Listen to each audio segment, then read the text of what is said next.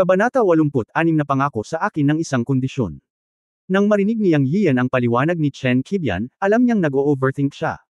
Sa halip, magiliw niyang pinaalalahanan siya. Ito ang unang pagkakataon na narinig ni Yang Yian ang Xiaopei Yuandan. Tungkol naman sa ang mga gawain ng sinaunang martial arts world, siya ay ganap na isang baguhan. Kung hindi siya nagkaroon ng conflict kay Ye Kai at Ma Xiaoliu, hindi niya malalaman na may mga sinaunang martial artist sa mundo. Sinabi ni Chen Qibian na maraming sinaunang martial artist ang tumitingin sa kanya dahil narinig niya na mayroon siyang Xiaopei Yuandan formula, na talagang kaakit-akit sa mga sinaunang martial artist. Nagulat ito kay Yang Yian. Totoong mayroon siyang formula ng elixir, ngunit hindi ito ang Xiaopei Yuandan. Halata na may sadyang nagpakalat ng balita para magdala ng kaguluhan sa kanyang sarili, at ang kanyang puso ay karapat-dapat sa kamatayan. Pagkatapos mag-isip ng ilang sandali, tinanong niya si Chen Qibian, Brother Chen, maaasahan ba ang balitang ito? O saan mo narinig? Tumingin si Chen Qibian kay Yang Yiu at sinabing, Kuya, hindi ka ba pamilyar sa bilog ng mga sinaunang martial artist? Well, talaga, kahit na ako ay maituturing na isang sinaunang martial artist, ang aking master ay walang sinabi sa akin tungkol sa sinaunang martial arts world. May alam lang ako tungkol sa pagkakaroon ng mga sinaunang martial artist noong panahon ko, ngunit hindi gaanong kalahating makatutuhanang sinabi ni Yang Yiu. No wonder, tumango si Chen Qibian at nagpatuloy, sa katunayan, hindi lang alam ng mga ordinaryong tao ang tungkol sa bilog ng mga sinaunang martial artist. Sa buong mundo ng sinaunang martial arts, walang balita na hindi na iparating, dahil konektado ang lahat ng puwersa. Halimbawa, sa ating hilagang kanluran, ang pamilyang Ma ang pinuno. Araw-araw, isang sinaunang martial arts conference ang ginaganap upang makipag-usap sa isa't isa.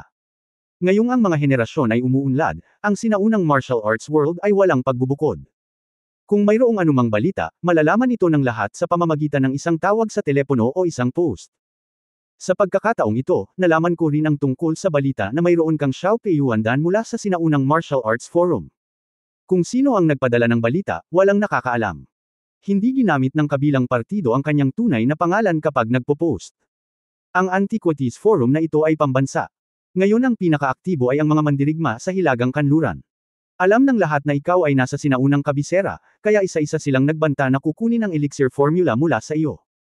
Ipinaliwanag muli ito ni Chen Qibian, at kinuha ang kanyang mobile phone para mag-log in sa isang website na may logo ng espada para makita ni Yang Yiu. Isa nga itong sinaunang martial arts forum website, at may nag-post na mayroon siyang formula ng Xiaopei Yuandan. Matapos basahin ang post, pinaikit ni Yang Yian ang kanyang mga mata. May hinala na siya sa isip niya. Ang mga sinaunang mandirigma lang na nasaktan niya ay sina Ye Kai at Ma Xiaoliu. Sa madaling salita, ang pamilyang Ma o ang pamilyang Ye ang nagpakalat ng balita. Ngayon ay tila mas malamang ang pamilya Maria.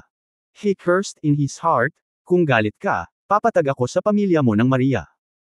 Walang masyadong alam si Yang Yian tungkol sa pamilya Ma, kaya tinanong niya si Chen Qibian, Brother Chen, alam mo ba ang tungkol sa pamilya Ma? Tumango si Chen Qibian at sinabing, ang pamilyang Ma ay ang kinatawan ng pamilya ng mga sinaunang mandirigma sa buong hilagang kanlurang rehiyon. Napakalakas nito. Ang mahalaga ay napapabalitang may ninuno ang pamilya Ma na may rurok ng dark power. Ang lakas ay hindi mahuhulaan. Dahil din sa dark power ancestor na namumuno kaya ang pamilyang Ma ay naging pinuno ng pamilya ng mga sinaunang mandirigma sa hilagang kanluran. Anyway, hindi ko alam ang mga partikular na detalye, ngunit ang dark power master sa pamilyang Ma ay hindi kukulangan sa 2 daliri. Ang madilim na kapangyarihan ay ang tunay na sinaunang martial arts master. Kapatid, kailangan mong mag-ingat sa hinaharap. Ang pagkakaiba sa pagitan ng madilim na kapangyarihan at maliwanag na kapangyarihan ay talagang isang mundo ng pagkakaiba sa lakas. Pagkatapos magsalita, nagpakita si Chen Qibian ng bakas ng kahihiyan sa kanyang mukha, at may sasabihin sana siya ngunit tumigil. Alam ito ni Yang Yiu at direktang sinabi, Brother Chen, magsalita ka lang ng tapat. Ahem, kapatid, buong buhay ko ay umaasa ako na ang aming pamilya ay bumalik sa isang tunay na sinaunang martial arts na pamilya. Sa kasamaang palad, ang minanang pamamaraan ng pag-iisip ay hindi kumpleto, at walang pag-asa sa buhay na ito. 10 taon na akong na-stuck sa peak ng Mingjin. Kung hindi ako gagawa ng anumang pag-unlad, papasok ako sa gitnang edad sa loob ng ilang taon, at ang mga function ng aking katawan ay bababa, at wala ng pag-asa si Anjin. Sa buhay na ito, hindi kumpleto ang mana ng pamilya kong Chen, at hindi pinag-aralan ng nakababatang henerasyon ang tradisyon ng pamilya. Ngunit noong naghihingalo na ang aking lolo, hinawakan niya ang kamay ko at sinabing ako lang ang tanging tao sa pamilya Chen na maaaring magsanay ng martial arts sa modernong panahon, at dapat niya akong hayaang magsanay ng Anjin at pamunuan ng pamilya Chen pabalik sa sinaunang martial arts world. Sa loob ng 3 buwan, ito ang magiging pambansang sinaunang martial arts conference na gaganapin tuwing 3 taon. Kung makakapasok ako sa Anjin, maaari kong hayaan ang pamilya na muling pumasok sa sinaunang martial arts circle. Nakikita ko na isa ka ng malakas na master ng Anjin. Maaari mo ba akong bigyan ng ilang mga payo? Hanggat maabot mo ang iyong hiling, handa akong magtrabaho para sa iyo tulad ng isang baka o isang kabayo. Pagkatapos magsalita ni Chen Qibian, tumingin siya kay Yang Yiyu ng may pag-asa. Gusto niyang humakbang ng sobra kay Anjin, o para matupad ang hiling ng kanyang lolo.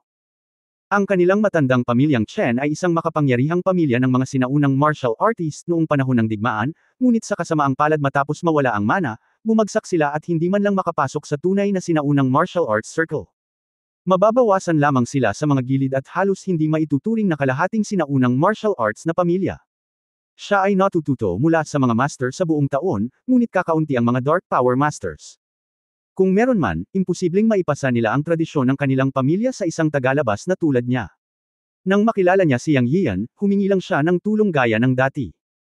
Kung mabibigyan siya ni Yang Yian ng ilang pointer at hayaan siyang tumawid sa threshold ng maliwanag na kapangyarihan at pumasok sa madilim na kapangyarihan, natupad sana niya ang hiling ng kanyang lolo sa buhay na ito.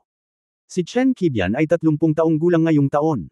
Alam niya na sa loob ng ilang taon, kahit na magkaroon siya ng pagkakataon, hindi niya magkakaroon ng pisikal na kondisyon. Tumingin si Yang Yian sa mukha ni Chen Qibian na puno ng pag-asa at gumalaw ang kanyang puso. Sa katunayan, pagkatapos makipag-ugnayan kay Chen Qibian, naramdaman niya na ang taong ito ay may magandang karakter at nagpahayag ng mabuting kalooban sa kanya. Sinabi rin niya sa kanya na may mga sinaunang martial artist na tumitingin sa kanya. Ito ay itinuturing na isang pabor. Bilang karagdagan, dahil pinukaw niya ang pamilyang Ma at ang pamilyang Ye, si Yang Yiu ay may pakiramdam ng krisis. Wala siyang pakialam dito, pero hindi siya kayang bantayan palagi ng mga kamag-anak at kaibigan niya sa paligid. Siguro maaari siyang mag-recruit ng ilang sinaunang martial artist tulad ni Chen Qibian upang protektahan ang kanyang pamilya. At ang pagbibigay sa kanila ng mga diskarte sa paglilinang ay isang makatarungang pakikitungo. Maaari kitang bigyan ng kumpletong martial arts cultivation technique, ngunit mayroon akong mga kondisyon. Tumingin si Yang Yiu kay Chen Qibian at sinabi, "Ano? Ikaw, maaari mo ba akong bigyan ng kumpletong pamamaraan ng paglilinang ng martial arts?" Akala ni Chen Qibian ay mali ang narinig niya. Ang kanyang orihinal na intensyon ay hilingin kay Yang Yiu na bigyan siya ng ilang payo kung makakalusot siya. Hindi kailanman naisip na kumuha ng kahit anong martial arts cultivation techniques, dahil alam niya na sa sinaunang martial arts world, ang cultivation technique ng bawat pamilya ay kayamanan, at walang magbubunyag sa kanila. Kahit na sa isang pamilya, kahit na ito ay ang kanyang sariling direktang angkan, ang pamana ng pamamaraan ay nakasalalay sa tao. Hindi niya inaasahan na basta-basta sasabihin ni Yang Yiu na kaya niyang bigyan siya ng kumpletong martial arts cultivation technique. Dahil dito, naisip ni Chen Qibian na nagkamali siya ng narinig, at muli siyang nagtanong. Ngumiti si Yang Yian at sinabi sa kanya, "Mayroon akong ilang industriya sa sinaunang kabisera, at malapit ko nang itira ang aking pamilya doon, ngunit alam mo rin na nasaktan ko ang pamilya Maria. Nag-aalala ako sa aking pamilya at kailangan ko ng isang taong magpoprotekta sa kanila, kaya ang ibig kong sabihin ay hanggat handa kang tumulong sa akin, bibigyan kita ng kumpletong pamamaraan ng pagsasanay sa martial arts, at ginagarantiya ko na ito ay isang mahusay na pamamaraan ng pagsasanay." Natigilan si Chen Qibian ng ilang segundo at mabilis na tumayo at ikinulong ang kanyang mga kamao, nasasabik na sinabi, "Salamat, sir, salamat, sir, handa akong gawin ito." Sa kanyang puso, ang kalagayan ni Yang Yian ay sadyang hindi isang kondisyon. Ang pagprotekta sa mga tao ay maaaring makakuha ng kumpletong paraan ng pagsasanay. Mayroong isang magandang bagay sa mundo, ito ay isang libreng regalo. At nahulaan din niya na dapat maging malaking puwersa si Yang Yian sa sinaunang martial arts world. Ang isang taong maaaring mangako na magbibigay ng kumpletong pamamaraan ng pagsasanay sa martial arts ay casual na nagpapakita na ang kanyang mana ay napakayaman at walang pagkukulang sa mana. Magkano ang pundasyon nito? Ito ay isang magandang pagkakataon upang makapaghintay sa kanyang tabi. "Kuya Chen, huwag kang magalang. Pareho kaming may kailangan. Isusulat ko sa iyo ang lihim na pamamaraan ngayon, ngunit may isang tuntunin na hindi maipapasa sa iba. Gayun din, dapat mong ihanda ang iyong sarili sa mga ilang araw na ito. Babalik ako sa aking bayan at babalik sa sinaunang kabisera sa loob ng 2 araw. Kailangan mo akong sundan pabalik. Ayos ba ito?" Tuwang-tuwa si Yang Yian na makapag-recruit ng isang mandirigma tulad ni Chen Qibian na gumamit ng mga diskarte sa Letigo. Naniniwala siya na hanggat sinasanay ni Chen Qibian ang 5 elements pooling technique na itinuro niya sa kanya, hindi ito dapat maging mahirap na masira ang madilim na enerhiya, at siya ay magiging isang mahusay na general sa hinaharap. Anyway, ang 5 elements pooling technique ay itinuro kay Li Dai, kaya wala siyang pakialam sa pagkakaroon ng isa pang Chen Qibian. Ang mga diskarte sa paghila ay mga diskarte lamang sa paghila, hindi isang pamana sa paglilinang. Ang huling bagay na kulang sa isip niya ay mana.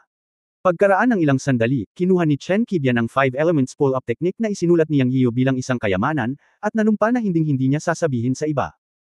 Pagkatapos niyang umuwi at tumira, sinundan niya si Yang Yiu at lumuhod sa harap ni Yang Yiu at sinabing, "Salamat sa Dharma, Guru. Susundan ka ni Chen Qibian sa hinaharap at hindi ka kailanman ipagkanulo." "Kuya Chen, grabe ito. Bumangon ka dali.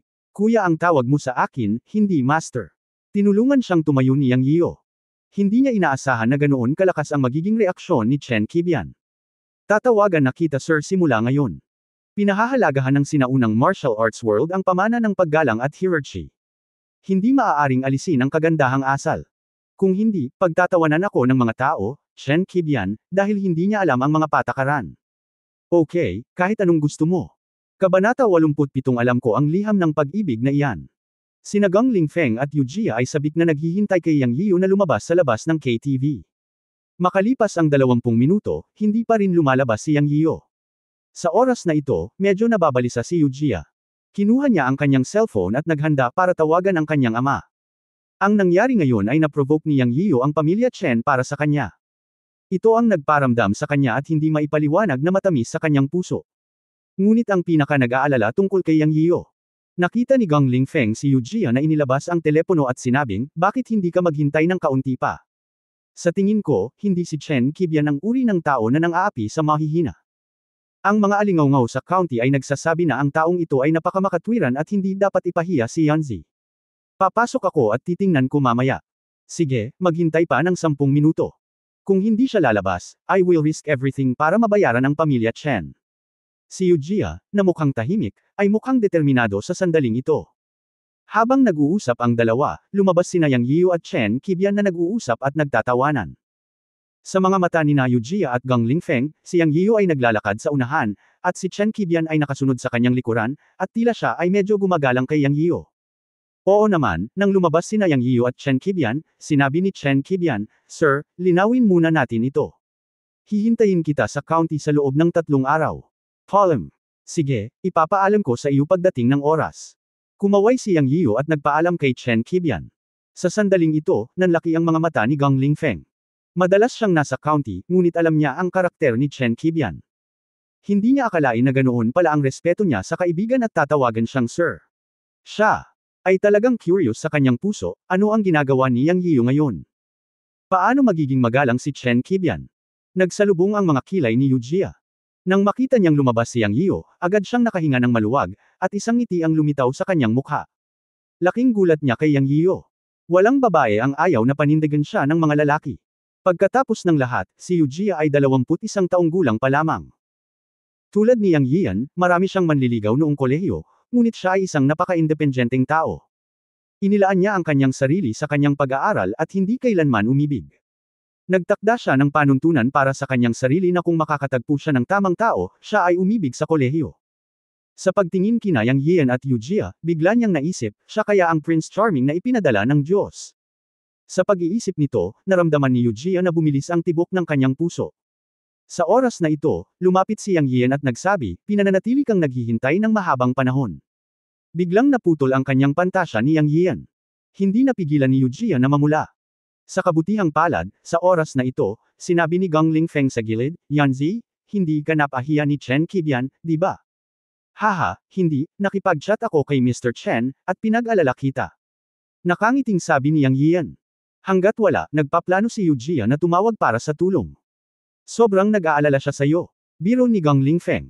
Lalong namula ang mukha ni Yu Jia. "Okay, fair na." Doon na natapos ang mga pangyayari sa pamilya Chen. Hindi pa masyadong maaga. "Papauwiin na kita. Pupunta ako sa aking bayan bukas." Sabi ni Yang Yian. Doon ay walang paningin. "Hey!" Nakangiting sabi, "Bumalik ka at bumalik ka." Ang aking pamilya ay gagawa ng ilang hakbang. Babalik ako at tatawag para makipag-ugnayan bukas. Sa talumpati, si Yang Yian ay pumipisil at hiling sa iyo ng isang matagumpay na pagpapahayag. Kapag siya nagsalita, kasama Gang Lingfeng, nawala siya sa karamihan. Pagkasakay sa kotse, umupo si Yujia sa co-pilot seat. Tinanong ni Yang Yian, saan ka nakatira? Sa tapat ng stadium. Sagot ni Yujia sa mahinang boses. Pagkatapos ng pagbubukas, walang nagsalita sa kanilang dalawa, higit sa lahat dahil hindi alam ni Yang Yian kung paano makipag-chat. Pagkaraan ng ilang sandali, muling nagsalita si Yujia, salamat ngayon. Hoy, ano ang pagpapasalamat mo sa akin? Ikaw ang dati kong kaklase. Kahit sino ay tatalunan si Chen San ngayon. Tsaka andito ka sa tabi ko. Kung hindi kita paprotektahan, sinong gagawa? Isa lang itong casual na pananalita, ngunit napakatamis nito para kay Yujia. O siya pala, graduating ka na. Mananatili ka ba sa Yancheng o babalik sa iyong bayan para magtrabaho? Hindi kailanman tinanong ni Yang Yian si Yujia tungkol sa trabaho. Maaari akong manatili sa Yancheng. Kapag pumunta ka sa Yancheng para hanapin ako. Sa hinaharap, tandaan mong tawagan ako. Okay, kailangan mo akong mahanap pagdating mo sa sinaunang kabisera. Nagkwentuhan ang dalawa hanggang sa makarating sila sa stadium. Inihinto ni Yang Yian ang sasakyan, aling gusali ito. Paano kung ihatid kita? Hindi na kailangan, yung nasa harap. Ikaw, bumalik ka at magpahinga ng maaga. Sabi ni Yujia habang nagmamaneho. Bago buksan ang pinto ng kotse, biglang sinabi ni Yujia, alam ko ang tungkol sa love letter ni Yang Yio. Matagal na hindi nag-react si Yang Yio. Ngunit nang hindi niya inaasahan, biglang tumalikod si Yujia, hinalikan siya sa mukha, binuksan ang pinto ng kotse at lumabas ng kotse, sinabing, Yang Yio, ngingiti ako para sa iyo. Matapos bumaba ang boses, ang figure ni Yujia ay lumayo na. Ngunit si Yang Yio, na nakaupo sa kotse, ay hinawakan ang mukha na kanyang hinalikan, medyo natulala. Sinabi niya sa kanyang sarili, ngingiti ako para sa iyo. Medyo natarante siya. Sa pag-iisip ng mabuti, ito ay tila isang pangungusap sa sulat ng pag-ibig na isinulat niya kay Yujia noong siya ay nasa high school. Ngunit ang liham ng pag-ibig ay hindi kailanman ibinigay sa kanya, ngunit naharang ng guro ng klase. Paano niya nalaman? Siya, hindi niya ba ako gusto? Matapos matigilan ng ilang sandali, ngumiti si Yang Yian ng nakakaloko at nagmaneho pabalik sa hotel. Kinaumagahan, bumangon siya at pumunta sa mall. Kailangan niyang umuwi ngayon at bumili muna ng para sa kanyang lola at kapatid. Matapos ay parada ang sasakyan sa entrance ng mall, kinuha niya ang bag na may hawak na 500,000 cash. Medyo nag-aalala pa rin siya sa pag-iwan nito sa sasakyan. Pagpasok niya sa mall, napatingin siya sa mall sign. Ang unang palapag ay ang lugar ng mobile phone, at ang ikalawa at ikatlong palapag ay mga supermarket at mga damit. Bumili muna siya ng damit para sa kanyang lola at kapatid, at bumili din ng mga regalo para sa kanyang mga kapitbahay. Bumaba siya sa unang palapag na may dalang malalaking bag.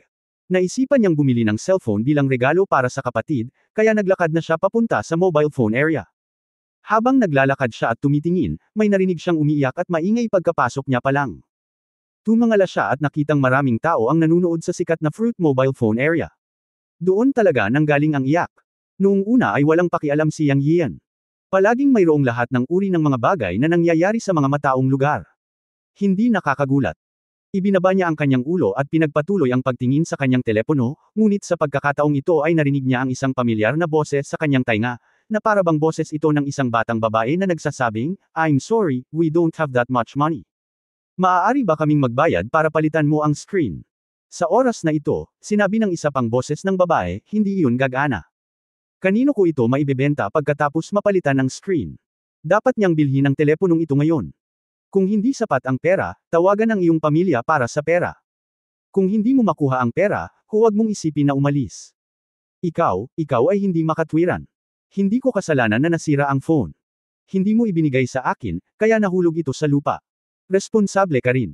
Tawagan mo ang boss mo at kakausapin natin ang boss mo. Sabi ng naunang babae. Ako ang boss, ano?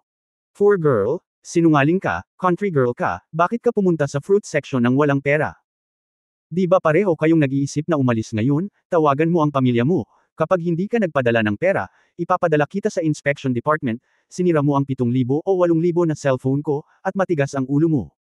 Halika rito, huwag mo nang isipin na tumakas, Xiao Wang, Xiao Zhang, isara mo ang pinto. Ang dalawa pang kawawang babae ay nagtakbuhan, Nakita ni Yang Yio na ang babaeng nag-aangking amo ay isang mataba na nasa katanghaliang gulang na babae na may mukha na puno ng laman, at ang kanyang hitsura ay sarkastiko.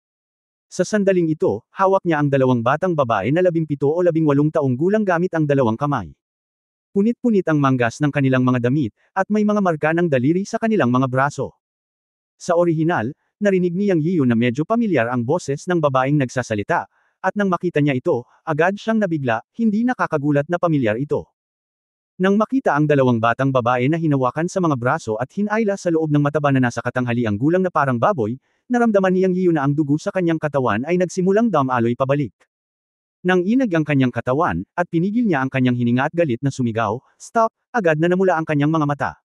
Hindi niya akalain na makakatagpo siya ng ganitong sitwasyon ngayon. Ang kanyang dagandong ay walang kamalay-malay na nagdala ng tunay na enerhiya, na naging sanhi ng pag-vibrate sa buong lugar ng mobile phone ng mall. Chapter 88, nabasag lang ang sirang tindahan ng mobile phone. Nakita niya na ang batang babae na nakipagtalo sa matabang babae na amo ay anak ng kanyang kapitbahay na si Uncle Lee, at ang isa pang batang babae na nakayuko at humihikbi ay walang iba kundi ang kanyang sariling kapatid na babae, si Yang Shanshan. Ibinaba ni Yang Shanshan ang kanyang ulo, ngunit nang marinig niya ang dagandong, tila pamilyar siya, tulad ng boses ng kanyang kapatid. Bigla siyang tumingala at nakitang kapatid niyang ang si Yang Yian. Nang makita niyang lumitaw ang kanyang kapatid, hindi na niya napigilan ang mga luha sa kanyang mga mata, at sumigaw, "Kuya!" Ito ay isang kapatid na lalaki, na naglalaman ng napakaraming mga hinaing, at kasabay nito, bigla siyang nakaramdam ng isang gulugod sa kanyang puso. Mula pagkabata hanggang sa pagtanda, alam niya na hanggat nandyan ang kanyang kapatid, hindi siya matatakot sa anumang bagay. Ngayon, siya at ang kanyang kapitbahay na si Li Yuan ay magkasamang pumunta sa lungsod upang bumili ng gamot para sa kanyang lola, na ang arthritis ay umulit. Pagdating nila sa mall, pinilit ni Li Yuan na hilahin siya para tingnan ang mobile phone, sinabing ang pinakabagong fruit machine ay nasa merkado at pumunta siya upang makita ito. Pagkapasok, ang matabang babae ay napakasigla at binigyan si Li Yuan ng isang makina upang tingnan. Nang makita niyang nakatingin siya sa gilid ay naglabas din siya ng isa para tingnan niya. Sa orihinal, dumating si Yang Shanshan upang makita ang tindahan kasama si Li Yuan. Nang ibigay sa kanya ng matabang babae ang telepono, ikinaway niya ang kanyang kamay at sinabing hindi. Dahil dito, inabot ng kabilang partido at nahulog ang telepono sa lupa, at nasira ang screen. Pinabili siya ng matabang babae. Nakita rin ni Li Yuan na hindi kasalanan ni Yang Shanshan. Ang telepono ang nahulog sa lupa at nabasag nang ibigay sa kanya ng matabang babae. Tumigil lang si Yang Shanshan at sinabing ayaw niya itong makita, ngunit hindi niya naisip na kunin ang telepono. Kung ikukumpara kay Yang Shanshan, na tahimik at tahimik, si Li Yuan ay mas agresibo. Pagkatapos ng ilang salita ng pagtatalo, kinaladkad niya si Yang Shanshan, ngunit pinigilan siya ng matabang babae at ng clerk. Bakat ang damit at braso sa labanan ng magkabilang panig. Paanong dalawang maliliit na babae ang magiging kalaban ng buong tindahan? At kung talagang hiningi nila na bayaran ito, wala silang ganoong kalaking pera. Nang naramdaman ni Yang Shanshan ang pagiging walang magawa, hindi niya inaasahan na lilito ang kanyang kapatid na si Yang Yiyu. Ang dagandong ni Yang Yiyu ay nagulat din sa lahat, at tumigil din ang may-ari ng matabang tindahan. Nakita ni Li Yuan na namumula din si Yang Yiyu at tumawag, "Brother Yun." Pareho silang mga estudyante na katatapos lang ng high school at hindi pa nararanasan ang panganib ng lipunan. Nadamay sila ng labis na mali sa pagbugbog ng matabang babae. Lumapit si Yang Yiyu at tiningnan ang mapupulang mata ng kanyang kapatid na si Yang Shanshan, dumudugo ang kanyang puso. "Kuya," bigla siyang kumawala sa kamay ng matabang babae at ibinagsak ang sarili sa mga bisig ni Yang Yiyu. Nagulat siya at nalungkot, at umiyak sa mga bisig ni Yang Yiyu. "Shanshan, huwag kang umiyak, nandito ako, nandito ako." Gustong sampilan ni Yang Yiyu ang sarili ng 2 beses sa sandaling ito. Kung siya ay umuwi ng mas maaga, o nagpadala ng pera sa kanyang kapatid na babae at lola ng mas maaga, hindi niya hahayaang magdusa ito ng ganitong kahihiyan ngayon. "Kuya, hindi ako, kasalanan niya kung hindi niya hinawakan ng mabuti ang telepono at ibinagsak ito sa lupa at nabasag." Sa sandaling ito, niyakap ni Yang Shanshan ang mga braso ng kanyang kapatid, inilabas ang lahat ng naunang panunupil, umiiyak ng napakalungkot. Nang marinig ang kanyang kapatid na umiiyak sa hinaing, dumudugo ang puso ni Yang Yian. Walang magulang ang magkapatid simula pagkabata. Bilang isang nakatatandang kapatid na lalaki, mahal niya ang kapatid na ito na mas bata sa kanya ng 4 na taon kaysa sa kanyang sarili, at hindi niya kailanman hinayaan itong dumanas ng anumang mga hinaing mula pagkabata. Kahit na noong high school ang kanyang kapatid na babae sa county, si Yang Yian ay nagtrabaho ng part-time upang kumita ng mga gastusin sa pamumuhay at magbihis at ibinigay ito sa kanyang kapatid na babae, dahil gusto niyang ang kanyang kapatid na babae ay maging katulad ng ibang mga babae, na may magagandang damit at pagkain. Okay lang sa kanya na walang mga magulang noong bata pa siya, ngunit hindi niya kayang hayaan siyang magdusa ng mga hinaing sa paaralan. Ngunit ang kanyang kapatid na babae ay napakabait din, at maingat niyang kinakalkula ang bawat gastos sa pamumuhay. Maganda ang relasyon ng magkapatid, at umasa rin ito sa kanya. Mula sa pagkabata hanggang sa pagtanda, hindi pa siya nagdusa ng labis na hinaing, at hindi pa niya nakitang umiyak ng ganito ang kanyang kapatid. Iyak lang siya nang iyak noong elementary siya, at nakipag-away na naman siya sa mga kaklase niya, at isinumpa ng mga kaklase niya na walang ama. That time, umiyak ng ganito ang ate niya. Ito rin ang unang pagkakataon na binasag ni Yang Yian ang ulo ng isang estudyante sa elementarya. Pagkatapos, natagpuan siya sa bahay. Sa harap ng pamilya, binugbog siya ng kanyang lola ng patpat at nabali ang patpat na kasing kapal ng kanyang hinlalaki. Pagkaalis ng pamilya, niyakap siya ng kanyang lola at umiyak ng malakas. Okay, wag ka nang umiyak. Naniniwala ako sa'yo. Hindi mo kasalanan. Ako na ang bahala. Tinapik ni Yang Yian ang balikat ng kanyang kapatid upang aliwin ito. Kuya, ang teleponong iyon ay nagkakahalaga ng higit sa 7,000 yuan. Wala kaming ganoon kalaking pera. May 500 yuan lang ako. Ang inosenteng siyang Shanshan ay palaging kumukuha ng pera kapag nagsasalita siya, ibig sabihin, ang kanyang kapatid ay dapat mangolekta ng pera upang mabayaran ang pamilya. Alam niya ang ugali ng kapatid at natatakot siyang magdudulot ito ng gulo. Sinabi rin ni Li Yuanyuan na may pulang mata, kuya yon, sinasadya ng babaeng iyon. Sa oras na ito, ang matabang babae ay bumalik sa kanyang katinuan at sinabi sa isang matalas na boses, ikaw ba ang kanilang kapatid? Nagkataon na sinira ng kapatid mo ang aming pinakabagong modelo ng Fruit mobile phone, at ibinebenta ko ito sa iyo sa halagang 7,000 yuan.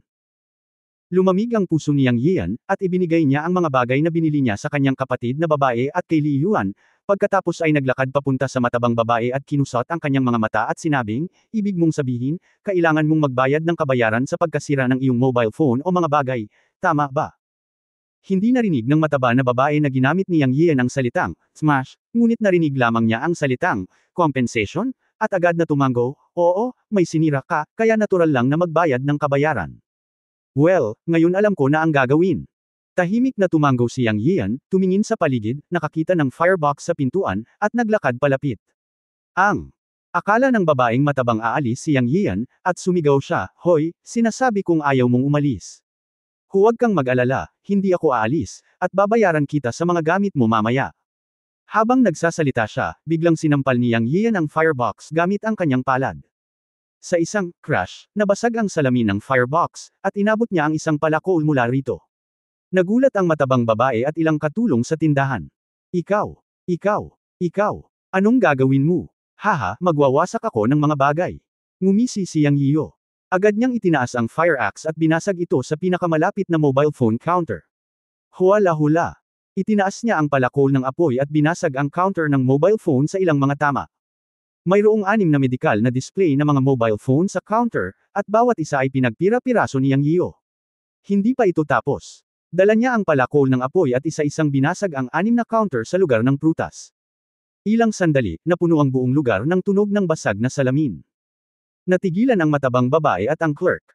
Nang makitang binasag ni Yang Yiyo ang tindahan, naging asul ang kanyang mukha saglit, at pagkatapos ay pumuti sandali. Itinaas niya ang kanyang kamay at itinuro si Yang Yiyo, ikaw.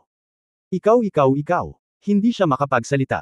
Ang buong lugar ng mobile phone ng mall, hindi lang ang tindahan ng prutas na mobile phone, lahat ay tumingin sa paligid. Nakita ko si Yang Yiyo na itinagapay ang palakol na apoy upang durugan ang bahagi ng prutas. May mga natulala, may nakaramdam ng saya, at tila hindi rin sikat ang babaeng matabang sa prutasan. Tanging sina Yang Shanshan at Li Yuanyuan lamang ang natakot. Lalo na si Yang Shanshan, nanlaki ang kanyang mga mata, at sabik na siyang tumulo na ang mga luha. Ito ang pinakamahal na prutas na telepono sa lahat ng mga mobile phone. Ang pinakamura ay 3 o 4 na libo din. Baliw ba ang kapatid niya? Siya. Sumigaw, kuya, itigil mo ito. Ngunit nang bumalik siya sa kanyang katinuan at sumigaw, natapos na ni Yang Yian ang pagbagsak. Bang! Inihagis niya ang palakol sa kanyang kamay sa lupa, lumakad papunta sa kanyang kapatid at nakangiting sinabi noon ni kuya na hindi kita hahayaang magkamali. Binasag ko lang ang sirang tindahan ng mobile phone para ilabas mo ang iyong galit. Huwag kang mag-alala, kayang-kaya ni kuya na basagin ang 100 tindahan ng ganito para mabayaran ka, para lang mailabas mo ang iyong galit. Kuya, ikaw. Anong ginagawa mo? Hindi ako nagkamali. Paano ka namin kayang bayaran ng ganito? Sa pagkakataong ito, si Yang Shanshan ay nababalisa kaya nagalit siya. Sa sandaling ito, ang matabang babae, na sa wakas ay napabuntong hininga, ay itinuro si Yang Yiyo at nanginginig sa galit, na nagsasabing, ikaw ay labag sa batas. Kung hindi mo sasamahan ang shop ko ngayon, ako. Shut up, nasira ko ang tindahan mo, na magaang parusa. Hindi ba kabayaran lang? Kakayanin ko, at babayaran kita ngayon. Pagkatapos magsalita ni Yang Yiyo, kinuha niya ang bag na naglalaman ng 500,000 cash mula sa kanyang kapatid at binuksan ito. Biglang may lumabas na bag ng pera sa loob. Nanlamig ang mukha ng matabang babae, at nakita niya ang isang bag ng pera. Nagkatinginan din ang ilang katulong na tindahan sa paligid. Natigilan din ang mga nanunood. Walang nag-isip na si Yang Yiyo ay talagang isang mayaman. Casual niyang bitbit ang isang malaking bag ng pera. Mukhang kahit daan-daang libong pera, tama ba? Ang dalawang maliliit na babae, sina Yang Shanshan at Li Yuanyuan, ay tumigil kaagad sa pag-iyak. Panay ang tingin nila sa malaking bag ng pera sa kamay ng kapatid, medyo nalilito. Tumingin si Yang Yiyo sa matabang babae at minisyon. Inabot niya ang isang bundle at ibinato ito sa matabang babae, fuck you, I'll compensate you. Kabanata 89, mga ideya para sa pagkukumpuni ng nayon. Binasag ko ang iyong 36 na mobile phone, at bibigyan kita ng average na 6,000 para sa bawat isa, kasama ang 250,000 na nakuha mo mula sa counter. Sapat na ba iyon? Inihagis ni Yang Yiyo ang 250,000 direkta mula sa kanyang bag sa harap ng matabang babae. Namutla ang kanyang mukha, at napagtanto niya sa sandaling ito na hindi maliit na karakter si Yang Yiyo, at siya ang may kasalanan sa pangyayari ngayon. Hindi siya nang ahas na magsalita ng hajisan siya ni Yang Yiyo ng tambak na pera. Ang lahat ay nakatingin sa kawalan, hindi umiimik, natulala sa mga kilos ni Yang Yiyo. Nagpapabuntong hininga. Isang hininga, hindi pinansin ni Yang Yiyo ang matabang babae, lumakad papunta sa kanyang kapatid at sinabing, "Tara na, hindi ko hahayaang magdusa ka ng anumang mga hinaing sa hinaharap." Parehong natulala sina Yang Shanshan at Li Yuanyuan, at nang marinig nila ang mga salita ni Yang Yiyo, nagising sila na parang mula sa isang panaginip. Sa pagtingin sa mga tambak na pera sa tabi ng matabang babae, ang dalawang babae ay nakaramdam ng pagkabalisa. Gayunpaman, kinuha ni Yang Yiyo ang pera at umalis, at walang sinabi. Nang dumaan sa isang domestic mobile phone section, ngumiti si Yang Yiyo sa clerk, "Bigyan mo ako ng 2 sa pinakamahusay." Pagkatapos nito, tumalikod siya at sinabi sa kanyang dalawang kapatid na babae, "Suportahan ang mga produktong domestic sa hinaharap. Ang pagganap ay hindi mas mababa kaysa sa mga prutas. Ang aming mga domestic mobile phone ng Jioshow ay tiyak na magiging mga produkto para sa mga internasyonal na madla sa hinaharap." Nang marinig ang sinabi ni Yang Yiyo, agad na sumang-ayon ang clerk ng Wear Brand Mobile Phone Store, Oo, sir, tama ka. Ang aming mga lokal na produkto ng Wear ay hindi mas mababa sa mga dayuhang produkto sa teknolohiya. Ang ilang mga teknolohiya ay masasabing nalampasan ng internasyonal na antas. Bibigyan kita ng 10% na diskwento." Inabot ng clerk ang dalawang Wear phone kay Yang Yiyo habang nakangiting nagsasalita. Pagkatapos magbayad, binigyan ni Yang Yiyan ang kanyang kapatid na babae at si Li Yuanyuan ng tig-iisa, "Ito ay regalo mula sa iyong kapatid." Ngumiti si Li Yuanyuan, "Salamat, kapatid na yun, Yang." Nagulat pa si Shanshan na napakaraming pera ng kanyang kapatid. Sa halip, nag-alala siya, "Kuya, saan ka nakakuha ng napakaraming pera? Kuya, please wag kang gagawa ng masama." Nang marinig ang mga salita ng kanyang kapatid na babae, tumawa si Yang Yiyan at nagsabi, "Huwag kang mag-alala, kumikita na ngayon ang iyong kapatid, at malinis ang bawat sentimo. Wala naman siyang ginawang masama. Sasabihin ko sa iyo ang tungkol dito mamaya. Hindi ka pa rin ba naniniwala sa kapatid mo?" Nang marinig ito ng kanyang kapatid, gumaan ang pakiramdam ni Yang Shanshan. Alam niyang kahit kailan ay hindi nagsinungaling sa kanya ang kanyang kapatid mula noong siya ay bata pa. Sa wakas ay ngumiti siya, at ang dati niyang masamang kalooban ay naalis. Sa puso niya, laging the best ang kapatid niya. Pagkatapos ay kinuha ni Yang Yiyan silang dalawa para magbenta ng ilang set ng damit, dinala sila para kumain, at nag-withdraw ng 300,000 yuan sa bangko bago umuwi. Nagdaldalan at nagkagulo ang dalawang babae sa sasakyan. Tinanong ni Yang Shanshan, "Kuya, magkano ang kotse mo?" Ngumiti si Yang Yiyan at sinabing casual, "Higit sa 2 milyon. Ibinuka ng dalawang babae ang kanilang mga bibig. "Kuya, masyadong mahal ito." Ngumiti si Yang Yiyan at sinabing, "Kapag pumasok ka sa paaralan, bibilhan kita ng sports car." Nakangiti si Yang Yiyan nang magsalita siya. Nung kumakain siya kanina, sinabi ng ate niya na na-admit siya sa Goode University, at na-admit siya sa parehong school niya. Kung tutuusin, alam niyang nasa paaralang ito ang ate niya dahil sa kanya. Nagpapakita rin na siya ay nag-aaral ng mabuti at nagsusumikap. Nagkwentuhan ang tatlo at hindi namamalayan na pumasok sa nayon. Si Yang Yiyan ay nasa mabuting kalooban nang bumalik siya sa lugar kung saan siya ipinanganak at lumaki.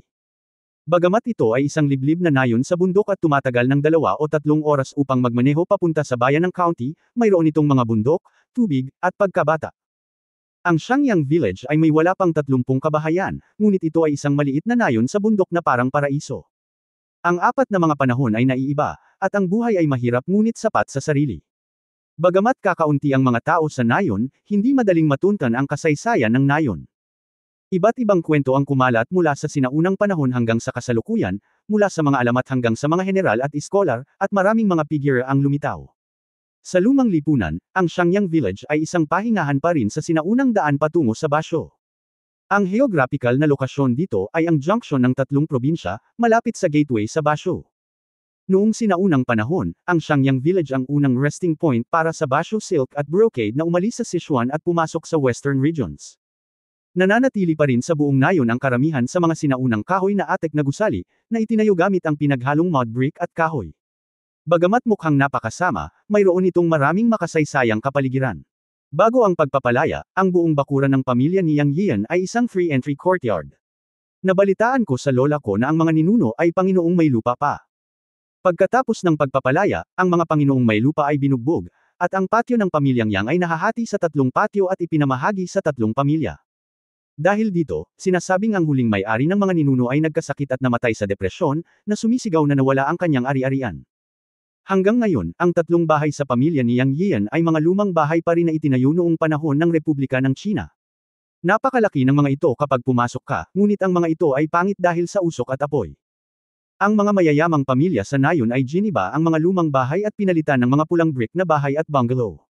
Para kay Yang Yian, na nag-aaral ng kasaysayan, ito ang pagkasira ng mga makasaysayang gusali, na napakasakit. Pagkababa ng bus, tiningnan niya ang mga bahay nayon na pinagsama-sama ng luma at bago, at biglang may pumasok sa isip niya, dapat ba niyang kontratahin ang lahat ng mga kasalukuyang gusali? Sa isang banda, ang orihinal na sinaunang estilo ng mga gusali ay mapangalagaan, at sa kabilang banda, posible na gumawa ng ilang mga pamumuhunan, tama ba? Ngayon gusto ng ilang mga artista ang katahimikan ng kanayunan. Ang ilang mga lugar ay bukas sa turismo at espesyal na nagtatayo ng mga anti-gang farmhouse art village upang maakit ang mga artista na lumikha, at ang taunang kita ay napakalaki. Ang Xiangyang Village ay may likas na pamana na may makasaysayang kapaligiran. Sa kaunting pagsasaayos at pagpapanumbalik, ito ay magiging isang mahusay na malikhaing kapaligiran, na maaaring magdulot ng mga benepisyo sa mga taga-nayon at mapangalagaan ang mga sinaunang gusali sa nayon. Kung mas iniisip ko ang ideyang ito, mas posible ito. Dahil ayaw ng mga taga-nayon na manirahan sa mga sira-sirang bahay, pipili siya ng bagong lupa, magtatayo ng maliliit na gusali para sa nayon, papalitan ang kanilang mga lumang bahay, at gagawing rural art village. Ang paggawa ng mga bagay na ito ay nangangailangan lamang ng pera, at wala siyang kakapusan sa pera ngayon.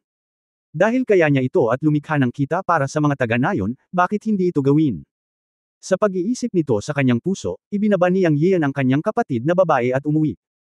Habang nasa daan, ngumiti siya at binati ang lahat ng nakilala niya, bumalik na si Yanzi. Pinalaki ito ni Yanzi, at nagmamaneho ang kotse. Tinawag din ni Yang Yian ang mga tiyahin, at tiyuhin sa daan. Nagustuhan niya ang pagiging simple ng mga tao sa kanyang bayan. Pagdating niya sa pintuan ng kanyang bahay, nakita niya ang kanyang lola, na nakarinig ng tunog, na tumatakbo palabas ng gate. Nakita rin niya si Yang Yian mula sa malayo, Yuner. Sigaw niya na may nanginginig na boses. Lola. Mabilis na tumakbo si Yang Yian at niyakap ang kanyang lola. Okay, bumalik na ang panganay na apo ni lola. Buti na lang bumalik. Kagabi, pinag-uusapan pa kayo ni lola at Shanshan. Pinunasan ni lola ang kanyang luha at masayang nagsalita.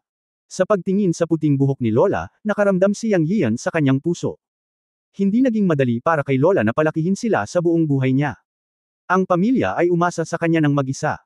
Sa pagtulong sa lola sa loob ng bahay, espesyal na ginamit ni Yang Yian ang kanyang tunay na chi para suriin ang katawan ni lola at nalaman niyang may mga problema ito sa buong katawan, gaya ng arthritis sa kanyang lumang mga binti at presbyopia. Dahil binigyan siya ng Diyos ng kakayahang magtanim, kailangan muna niyang hayaan ang lola na mabuhay ng mahabang buhay, alagaang mabuti ang katawan nito, at hayaan itong mabuhay ng mahabang buhay. Ayaw ni Yang Yian na magkaroon ng anak na gustong alagaan ang kanyang mga magulang ngunit wala doon.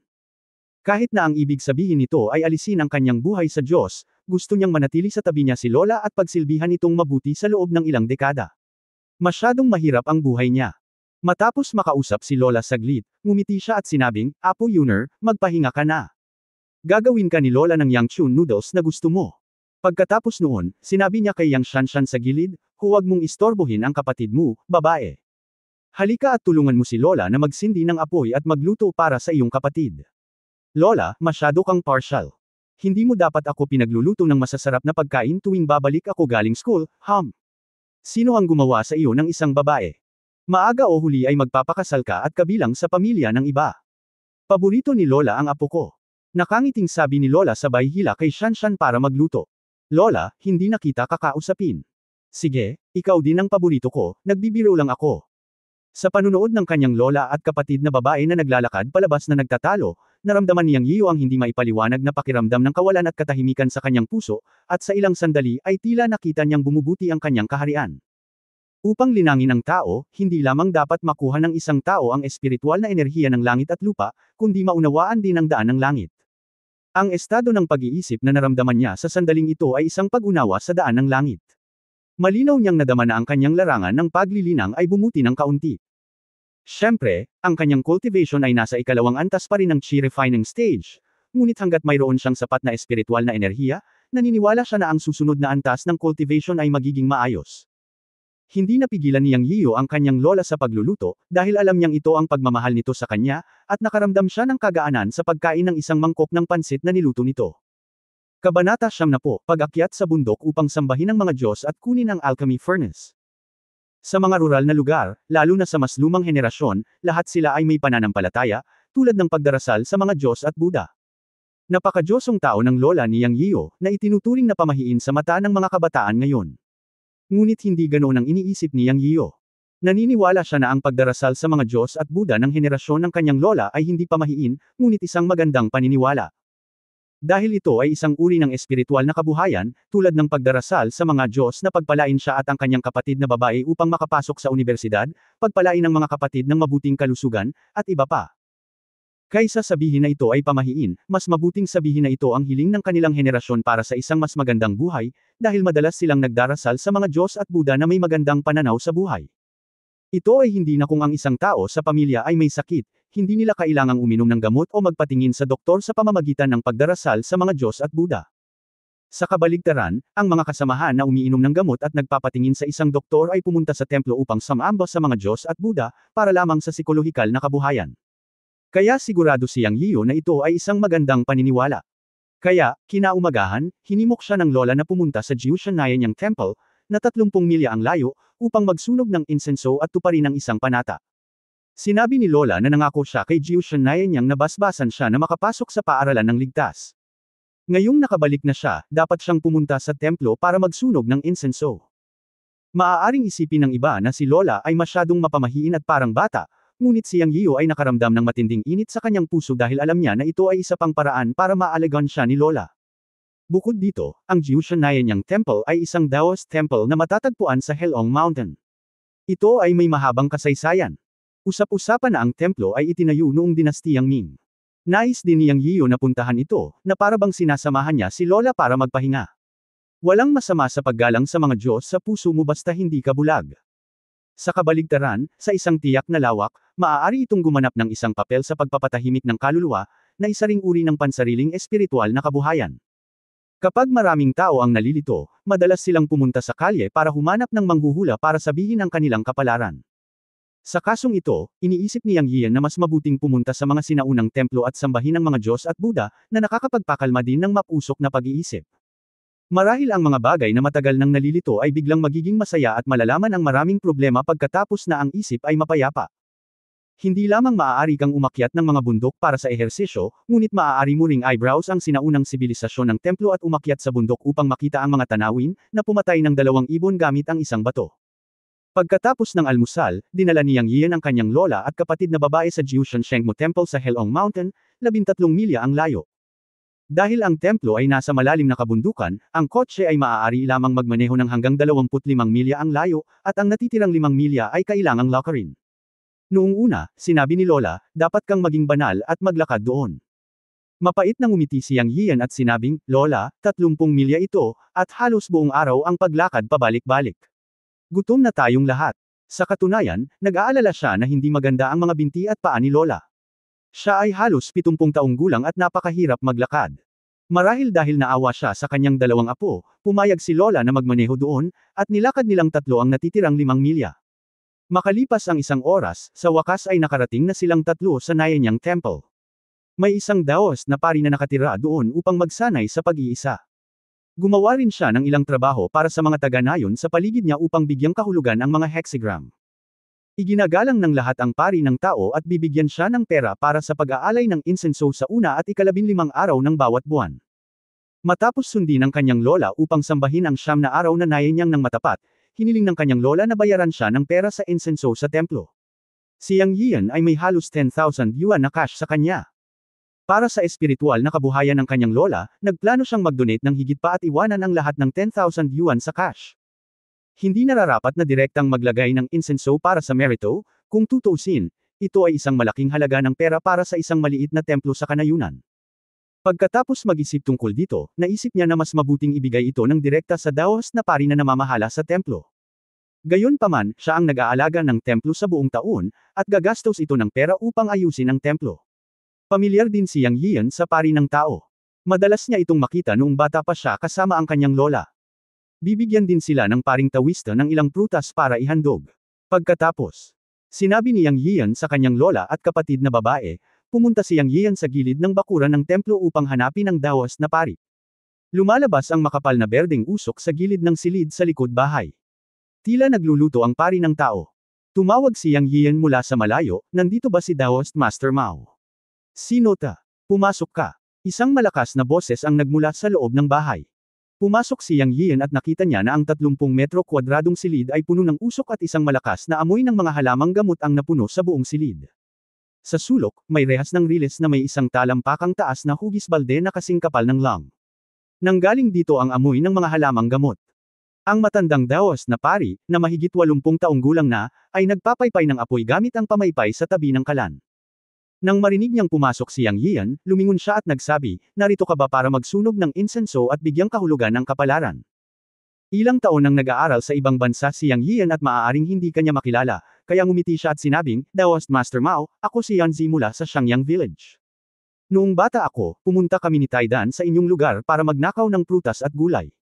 Naaalala mo ba? Oh, naalala ko na ngayon. Kaya ikaw itong unggoy na Mao, at si Taidan ang maliit na kuneho. Noong bata ka, ikaw ang pinakamukulit. Sa isang kisap mata, lumaki ka na. Tumawa si Daoist Master Mao at humanap ng stool na mauupuan ni Yang Yian. Sa pag-iisip ng kanyang kalokohan noong bata pa, nahihiya si Yang Yian ng ngumiti, at nagtanong ng casual, Master Mao, ano ang ginagawa mo? Oy, matanda na ako, at masakit ang bewang at binti ko kamakailan. Pumunta ako sa bundok para mamitis ng yam at nagpakulo ng gamot para sa sarili ko. Napabuntong hininga ang matandang Daoist. Dapat kang pumunta sa ospital. Napakadelikadong tumakbo sa kabundukan sa ganoong katandaan. Sabi ni Yang Yian sa kanya pagkaupo. Kung iisipin, nakakaawa ang matandang Daoist na ito. Narinig ko mula sa mga matatanda sa nayon na siya ay isang tawista na naging isang monghe sa kalagitnaan ng kanyang buhay. Noong bata pa siya, mayroon na siyang pamilya, ngunit nakatagpo siya ng malaking pagbabago na naging dahilan ng pagkawala ng kanyang asawa at mga anak, kaya naging Daoist siyang monghe. Dumating siya sa Jiushan Temple 30 taon na ang nakalilipas at nanirahan doon mula noon at hindi na umalis. Ayos lang, ayos lang. Ito ay isang matandang sakit. Mahal na ang pagpapagamot ngayon. Laging masama ang pakiramdam ko sa paggastos ng pera para sa mga insenso mula sa Diyosa. Matapos pakinggan ang sinabi ng Daoist Mao, medyo naunawaan ni Yang Yiyo. Ang Jiushan Temple ay matatagpuan sa kabundukan. Ang mga peregrino ay karaniwang isang beses lamang dumarating sa una at ika-15 araw ng lunar month. Mag-donate man sila ng insenso sticks, hindi naman gaano. Tsaka walang gaanong pera ang mga tao sa kanayunan. Walang pera ang Daoist. Gumagamit pa siya ng ganoong garapon sa pagpapakulo ng gamot. Medyo malabo. Naglabas si Yang Yiyo ng isang balumbon ng pera, inilagay ito sa harap ng matandang Daoist at sinabing, Guro, ito ay isang munting regalo mula sa akin. Maaari mo itong dalhin sa isang doktor, at ang natitirang pera ay ang aking pera sa insenso. Nakita ng matandang Daoist na naglabas si Yang Yiyo ng isang makapal na balumbon ng pera at ikanaway ang kanyang kamay. Hindi madali para sa inyong mga kabataan na kumita ng pera sa labas. Ako ay isang matandang lalaki na ang kalahati ng aking mga buto ay nakabaon sa lupa. Hindi na kailangang gumastos ng pera. Master, mangyaring huwag tumanggi. Hindi ako kapos sa pera ngayon. Isipin mo na lang ito bilang pagpupugay ko sa mga Diyos. Bilang ahente ng mga Diyos, kailangan mo pa ring alagaan ang iyong kalusugan. Kailangan mo ring panatilihin ang insenso sa templo at bigyang kahulugan ang mga kapalaran para sa mga taga-nayon. Kunin ang aking lola halimbawa, siya ay laging pumupunta sa una at ika-15 araw ng buwan. Kung wala ka, kanino siya hihingi ng interpretasyon? Si Yang Yiyu ay same time na nagsalita, at ang matandang Daoist ay hindi na tumanggi. Bam Ulong, Wulian Chanzan, maraming salamat. Pagkatapos ng ilang pagiging magalang, tinanggap ng matandang Daoist ang pera ni Yang Yiyu. Sa oras na ito, nagpunta siya upang pamipayan ang kalan gamit ang isang pamaypay. Nang makitang hindi maayos ang kanyang mga paa at paa, lumapit si Yang Yiyu at sinabing, "Guro, hayaan mo akong tulungan ka." Kunin ang pamaypay at tulungan siyang magpaypay ng kalan. Masyadong makapal ang gamit para sa kumukulong gamot at parang walang gumagalaw. Hindi mapigilan ni Yang Yiyu na sabihin, "Guro, mangyaring maglaan ng ilang oras upang bumaba ng bundok at bumili ng induction cooker. Mas maginhawang pakuluan ng gamot kaysa dito. Hindi ito mukhang kagamitan para sa kumukulong gamot." Ang matandang Daoist ay umubo ng 2 beses at nagsabi, ang banga na ito ay isang antigo. Inihagis ito sa likod ng templo noon. Nakita kong may hawak itong tubig kaya hinugasan ko at ginamit bilang kaserola. Mukhang dapat ito ay isang alchemy furnace. Parang gawa sa bronze. Masyadong makapal at mahirap magpakulo ng tubig. Sa pagsasalita ng hindi sinasadyang nakikinig, narinig ni Yang Yiyu ang salitang, alchemy furnace, at agad na kumikilos ang kanyang puso. Tinawag niya ang kanyang Panginoon sa kanyang puso, gustong makita ng kanyang Panginoon kung ito ay isang alchemy furnace. Kailangan niyang pinuhin ang elixir. Sa mga salita ng kanyang Panginoon, maaari niyang pinuhin ang elixir gamit ang tunay na essence fire, ngunit kulang lamang siya ng alchemy furnace. Pagkatapos ang boses ni Master Yun Changxi ay tumunog sa kanyang isipan, "Hoy, ito pala ay isang sinaunang immortal na alchemy furnace. Mahal kong alagad, napakaswerte mo. Sa gayong walang kamatayang alchemy furnace, magagawa mong gumawa ng alchemy sa kalahati ng pagsisikap. Hindi ko inaasahan na may lalabas na sinaunang immortal na artifact sa maliit mong mundo. Mukhang hindi simple ang sibilisasyon ng mundong ito. Dapat kang maging mas maingat sa hinaharap.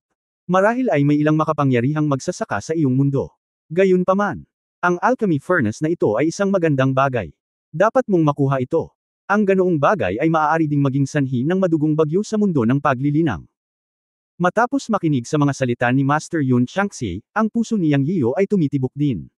Hindi niya inaasahan na may immortal na artifact talaga. At mula sa tono ng Panginoon, ang alchemy furnace na ito na ginamit ng matandang Daoist sa pagpapakulo ng gamot ay kayamanan pa rin. Wala talagang maraming bagay na maaaring purihin ng Panginoon. Sa huling pagkakataon, ang 500 taon ng ginseng ay wala sa kanyang mga mata. Sa pagkakataong ito, lumitaw ang isang itim na alchemy furnace, ngunit ito ay isang kayamanan ng walang kamatayang antas ng artifact sa kanyang bibig. Sa pag-iisip nito, si Yang Yiyan ay tumingin sa Daoist na pari ng may kaba at ipinahayag ang kanyang nais na bilhin ng palayok na kumukulo ng gamot. Naisip niya na bibilhin niya ito kahit magkano ang halaga nito, sa takot na hindi pumayag ang pari ng tao. Sa hindi inaasahang pagkakataon, pinandilatan siya ng Daoist priest at sinabing, isang palayok na kumukulo ng gamot. Kung hindi mo iniisip ang karumihan, dalhin ito. Mahirap pa rin ang kumukulong tubig. Tuwang-tuwa si Yang Yiyan sa mga salitang ito. Hindi niya inaasahan na makakakuha siya ng isang sinaunang immortal na alchemy furnace kapag pumunta siya sa bundok upang sumamba sa mga Diyos. End of this chapter.